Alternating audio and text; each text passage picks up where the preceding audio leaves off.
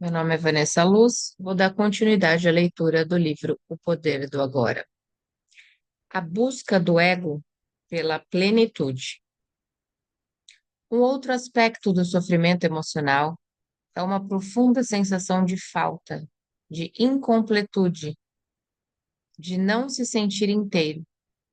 Em algumas pessoas, isso é consciente, em outras, não. Quando está consciente, a pessoa tem uma sensação inquietante de que não é respeitada ou boa o bastante. Na forma inconsciente, essa sensação se manifesta indiretamente como um anseio, uma necessidade ou uma carência intensa. Em ambos os casos, as pessoas podem acabar buscando compulsivamente uma forma de gratificar o ego e preencher o buraco que sentem por dentro. Assim, empenham-se em possuir propriedades, dinheiro, sucesso, poder, reconhecimento ou um relacionamento especial para se sentirem melhor e mais completas. Porém, mesmo quando conseguem todas essas coisas, percebem que o buraco ainda está ali e não tem fundo.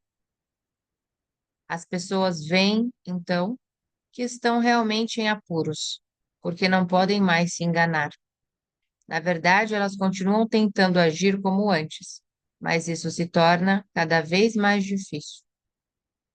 Enquanto o ego dirige a nossa vida, não conseguimos nos sentir à vontade, em paz ou completos, exceto por breves períodos, quando acabamos de ter um desejo satisfeito. O ego precisa de alimento e proteção o tempo todo. Tem necessidade de se identificar com coisas externas, como propriedades, status social, trabalho, educação, aparência física, habilidades especiais, relacionamentos, história pessoal e familiar, ideais políticos e crenças religiosas. Só que nada disso é você. Levou um susto ou sentiu um enorme alívio? Mais cedo ou mais tarde, você vai ter que abrir mão de todas essas coisas. Pode ser difícil de acreditar, e eu não estou aqui pedindo a você que acredite que a sua identidade não está em nenhuma dessas coisas. Você vai conhecer por si mesmo a verdade, lá no fim, quando sentir a morte se aproximar. Morte significa um despojar-se de tudo o que não é você. O segredo da vida é morrer antes que você morra e descobrir que não existe morte. Capítulo 3. Entrando profundamente no agora. Não busque o seu eu interior dentro da mente. Sinto que ainda tenho muito a aprender sobre as atividades da minha mente, antes de poder chegar a algum lugar próximo da consciência ou iluminação espiritual. Não, não tem.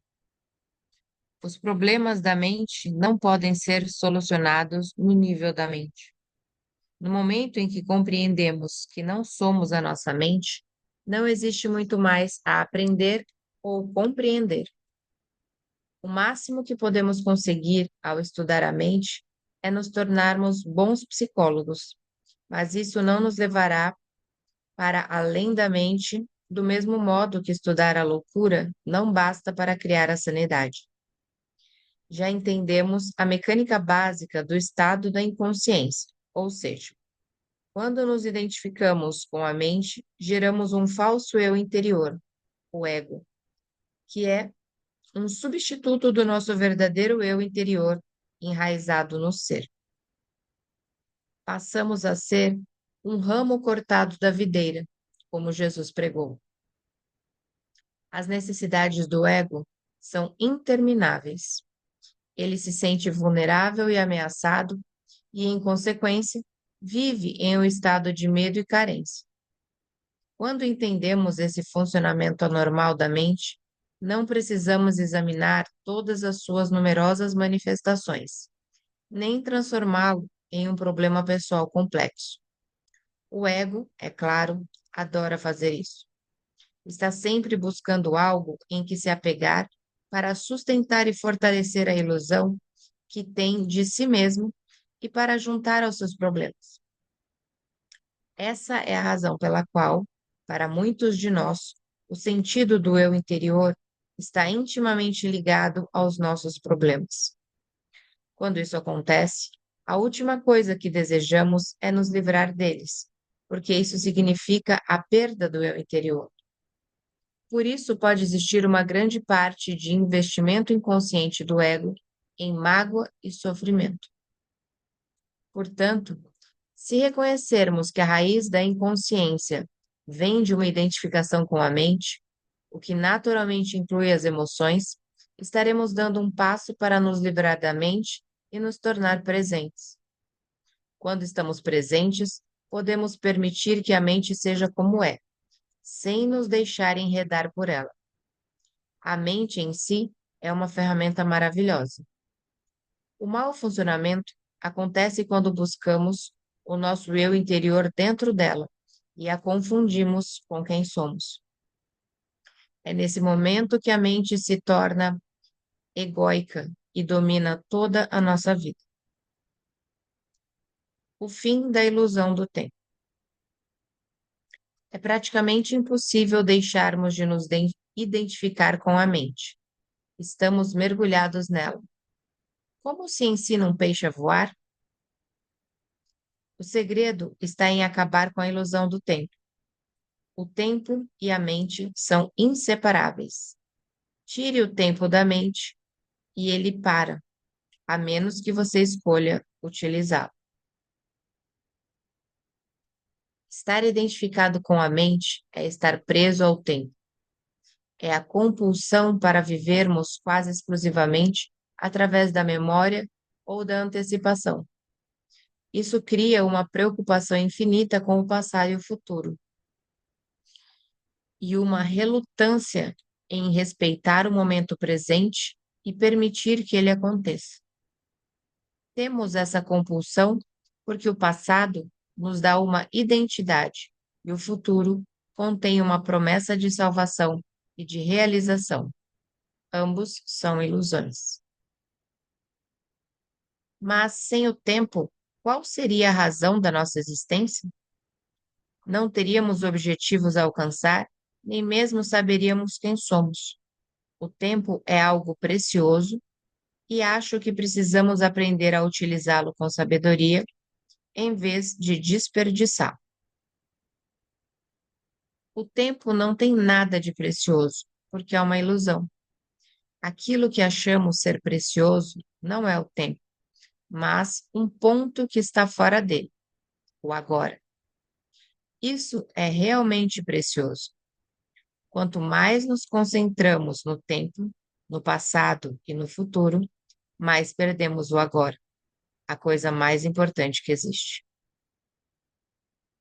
Por que o agora é a coisa mais importante que existe? Primeiramente, porque é a única coisa. É tudo o que existe. O eterno presente é o espaço dentro do qual se desenvolve toda a nossa vida. O único fator que permanece constante. A vida é agora. Nunca houve uma época em que a nossa vida não fosse agora, nem haverá. Em segundo lugar, o agora é o único ponto que pode nos conduzir para além das fronteiras limitadas da mente. É o nosso único ponto de acesso à área atemporal e amorfa do ser. Tempo de pausa. Não existe fora do agora. Nada existe fora do agora. O passado e o futuro não estão, não são tão reais quanto o presente. Afinal, o passado determina quem somos e de que forma agimos no presente. E os nossos objetivos futuros determinam as atitudes que tomamos no presente. Você ainda não captou a essência do que estou dizendo, porque está tentando entender mentalmente. A mente não pode entender esse assunto. Só você pode. Por favor, preste atenção ao seguinte. Você alguma vez vivenciou, realizou, pensou ou sentiu alguma coisa fora do agora? Acha que conseguirá algum dia? É possível alguma coisa acontecer ou ser fora do agora? A resposta é óbvia, não é mesmo?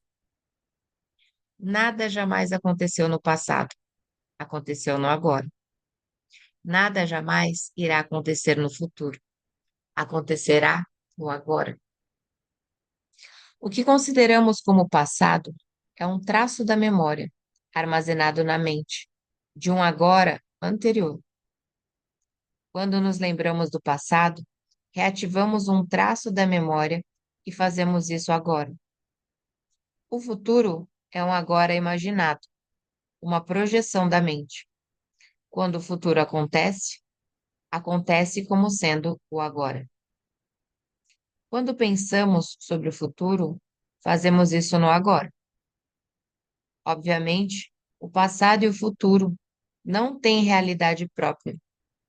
Do mesmo modo como a lua não tem luz própria e apenas reflete a luz do sol, o passado e o futuro são apenas um reflexo pálido da luz, do poder e da realidade do eterno presente. A realidade deles é emprestada do agora. A essência dessas afirmações não pode ser compreendida pela mente. No momento em que captamos a essência, ocorre uma mudança na consciência, que passa a desviar o foco da mente para o ser, do tempo para a presença. De repente, tudo parece vivo, irradia energia, emana do ser.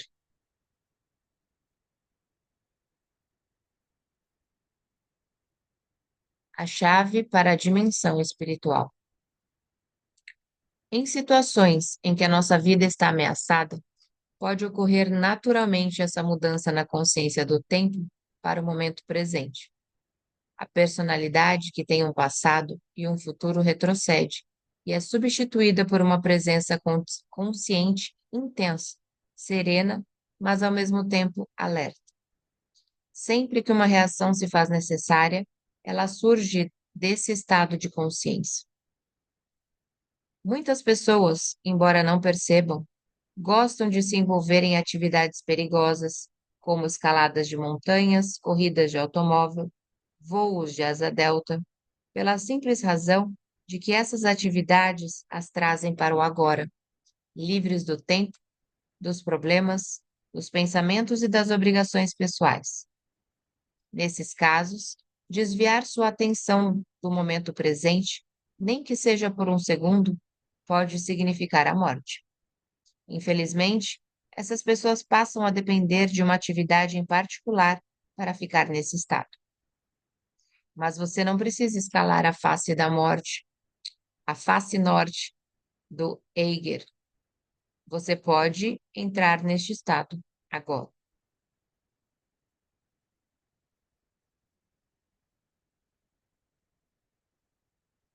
Desde a antiguidade, mestres espirituais de todas as tradições apontam o agora como a chave para a dimensão espiritual. Mas parece que isso permaneceu um segredo. Com certeza, não é ensinado em igrejas ou em templos. Se você vai a uma igreja, pode ouvir passagens do Evangelho como: Não vos inquieteis pelo dia de amanhã, porque o dia de amanhã cuidará de si mesmo. Ou ninguém que lança a mão do arado e olha para trás é apto para o reino de Deus. A profundidade e a natureza radical desses ensinamentos não são reconhecidas. Parece que ninguém percebe que os ensinamentos foram formulados para serem vividos e, dessa forma, provocar uma profunda transformação interior.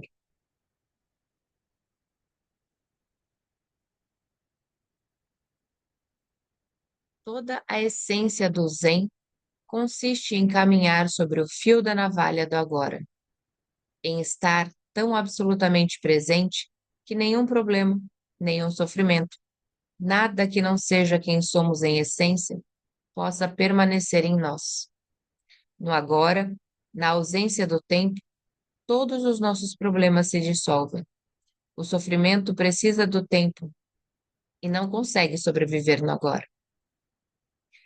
O grande mestre Zen, Rinzai, visando desviar a atenção de seus alunos do tempo, levantava o dedo com frequência e perguntava calmamente: o que está faltando neste exato momento? Uma pergunta poderosa, que não requer resposta no plano da mente. É formulada para conduzir uma atenção profunda para o agora.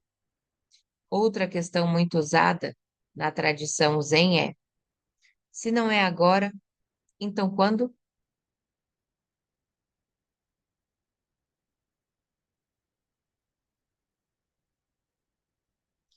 O agora é também um ponto central do ensinamento do sufismo, o braço místico do islamismo. Os sufistas têm um ditado que diz: o sufista é filho do momento presente. E Rumi, o grande poeta e mestre do sufismo, ensina: passado e futuro ocultam Deus de nossa vista. Ponha fogo em ambos. Mestre Eckhart, mestre espiritual do século XIII, resumiu tudo isso em poucas e belas palavras. O que impede a luz de nos alcançar é o tempo. Não há maior obstáculo para Deus do que o tempo.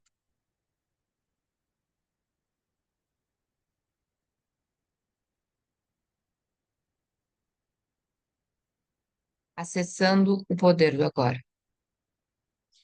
Momentos atrás, quando você falou sobre o eterno presente e a irrealidade do passado e do futuro, peguei-me olhando através da janela para uma determinada árvore. Já tinha olhado outras vezes, mas agora foi diferente.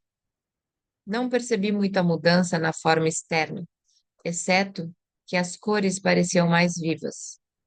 Mas havia uma dimensão adicional que antes eu não tinha notado. É difícil de explicar.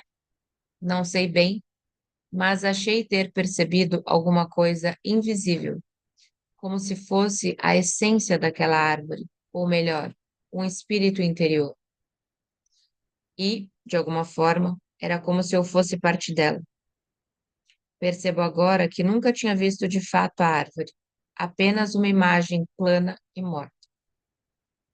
Quando olho para a árvore agora, parte daquela impressão ainda permanece, mas posso sentir que ela está desaparecendo. A experiência já parece algo do passado. Será que uma coisa dessas pode ser considerada mais do que um vislumbre passageiro? Por um instante você se libertou do tempo. Ao se concentrar no presente, pôde perceber a árvore sem o enquadramento da mente. A consciência do ser tornou-se parte da sua percepção. Suprir a dimensão do tempo faz surgir um tipo diferente de conhecimento, que não mata o espírito que mora dentro de cada criatura e de cada coisa. Um conhecimento que não destrói o aspecto sagrado, nem o mistério da vida, e que contém um amor e uma reverência profundos por tudo o que é. Um conhecimento sobre o qual a mente nada sabe. A mente não pode conhecer a árvore. O que ela conhece são apenas fatos ou informações sobre a árvore. A minha mente não pode conhecer você. Só rótulos, julgamentos, fatos e opiniões sobre você. Só o ser conhece diretamente. Há um lugar para a mente e para o conhecimento da mente. Situa-se na prática do dia a dia.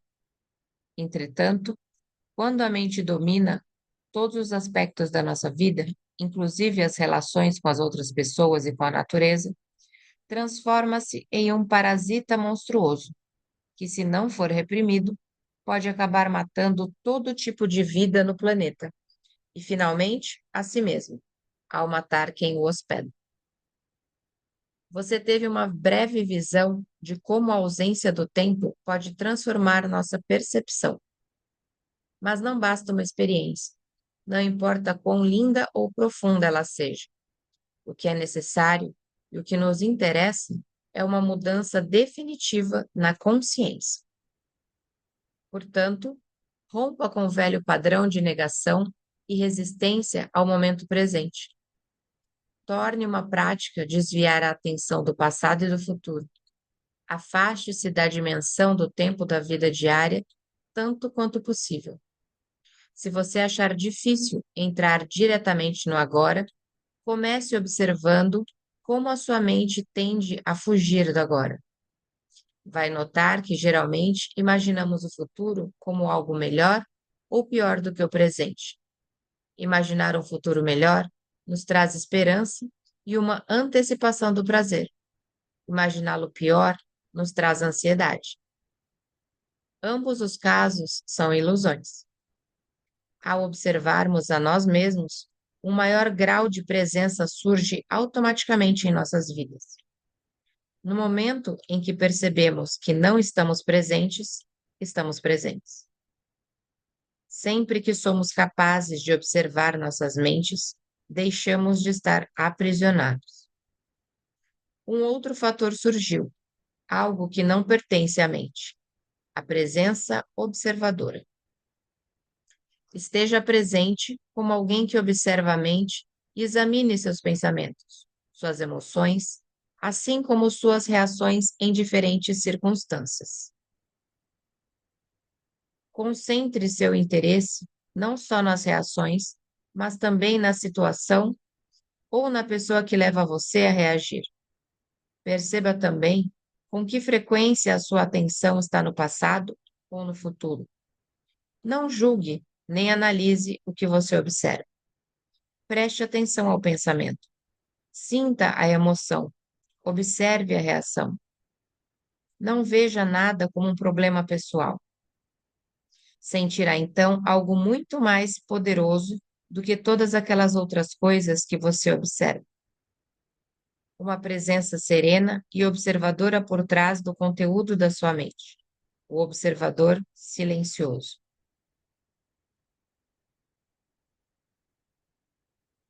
Uma presença intensa se faz necessária quando certas situações provocam uma reação de grande carga emocional, como, por exemplo, no momento em que acontece uma ameaça à nossa autoimagem, um desafio na vida que nos causa medo, quando as coisas vão mal ou quando um complexo emocional do passado vem à tona.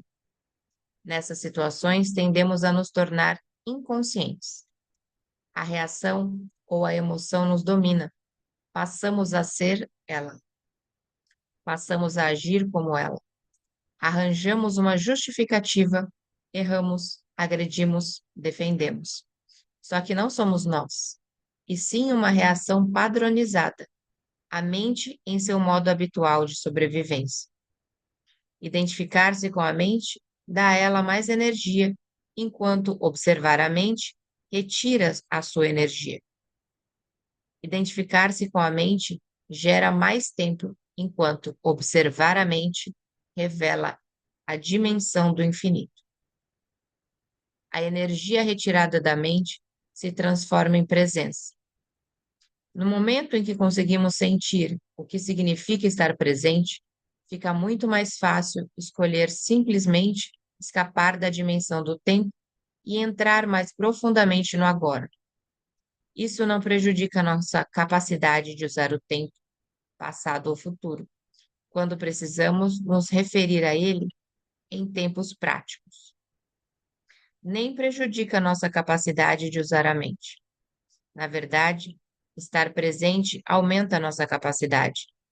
Quando você usar a mente de verdade, ela estará mais alerta, mais focalizada.